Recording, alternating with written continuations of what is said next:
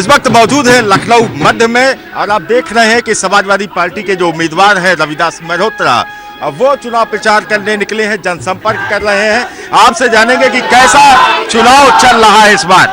देखिए, हम लोग जो हैं हर एक जितने हमारे वोटर हैं सबके घर जाने का हम प्रयास कर रहे हैं और हम लोगों ने लगातार संघर्ष किया है। जन मुद्दों को लेकर के, विकास को लेकर के जो हम लोगों ने काम किए हैं वो जनता को मालूम है।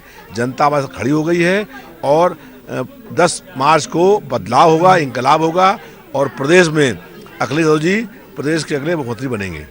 कितनी सीटें समाजवादी पार्टी को आपके हिसाब से आ रही हैं? 350 सीटें आ रही हैं और हो सकता है कि भारतीय जनता पार्टी को पूरे प्रदेश में एक सीट भी न मिले। 350। अखिलेश जी तो 403 में से 400 की बात करते थे कि हम बात कर रहे हैं। हो सकता है, हमने कहा आपसे कि भारतीय जनता पार्टी को एक सीट में मिले और कांग्रेस और भाजपा तो कई लड़ाई में है ही नहीं। मध्य की क्या स्थिति आप देख रहे हैं? पहले भी आप विधायक रहे और मंत्री रहे हैं यहाँ पर।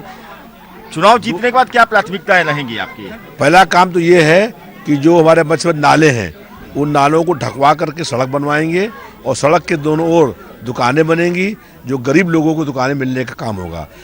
मध्य क्षेत्र के अंदर हर सड़क बनने का काम होगा।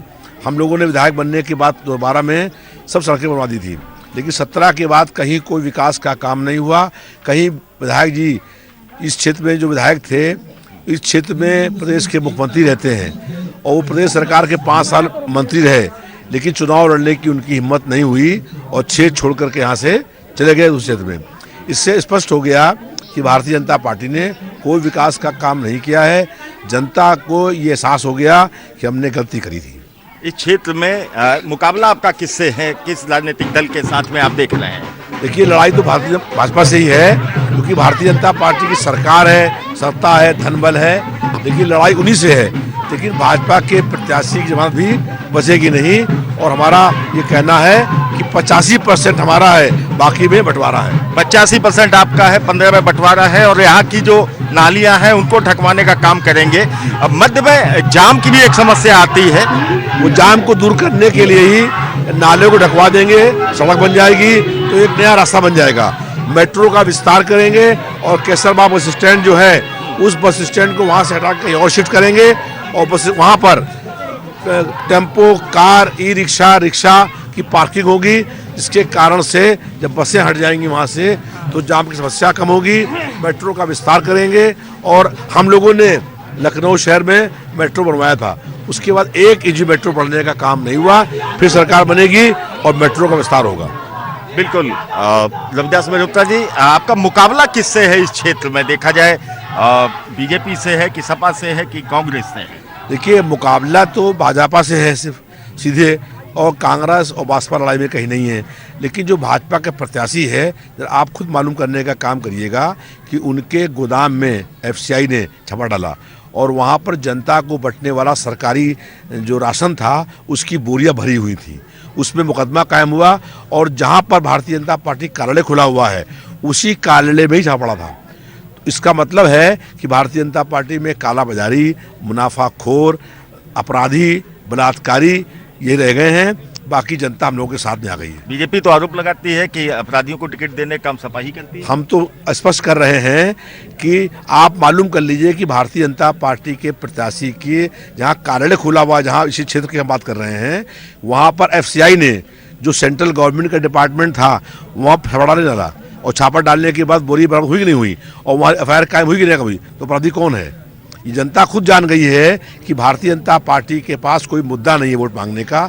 वो केवल जनता को गुमराह करने का काम करते हैं। वो एक झूठ को 100 बार बोलते हैं ताकि जनता मान ले कि सच है, लेकिन सच ये है कि चिन्मय आनंद हो, चाहे बलात्कार में गिरफ्तार हुए हों, चाहे यहाँ क्या हुआ, विकास दुबे एप्पल कंपनी का मैनेजर अपने ऑफिस से घर जा रहा था और उसने ट्रैफिक सिपाही ने हाथ दिया, वो देख नहीं पाया और उसको गोली मार दी। इस तरह जुल्म और अन्याय होने का काम हुआ है। केवल ठोको नीति हुई है। पूरे 5 साल में बेगुनाह और मासूम लोगों की पुलिस ने हत्या करने का काम किया था। पुलिस निरंकुश हो गई थी। योगी जी तो कह रहे हैं हम बुलडोजर भी चलाएंगे। हाँ, तो उन्होंने और क्या किया है?